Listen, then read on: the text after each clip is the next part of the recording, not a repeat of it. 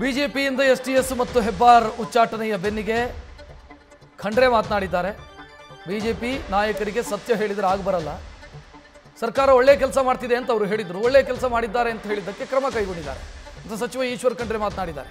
BJP ನಾಯಕರಿಗೆ ಶಾಸಕ ಮುನಿರತ್ನ ಮಾಡಲಲ್ಲಿ ಎಲೆಕ್ಷನ್ಗೆ ಹೋಗ್ತೀವಿ ಅಂತ ಹೇಳಿ ಇವರು ಅಂತ ಈಶ್ವರ್ ಖಂಡ್ರೆ ಹೇಳಿದ್ದಾರೆ. ಬಿಜೆಪಿಯವರಿಗೆ ಸತ್ಯ ಹೇಳಿದರೆ ಅವರಿಗೆ ಆಗ ಬರೋದಿಲ್ಲ.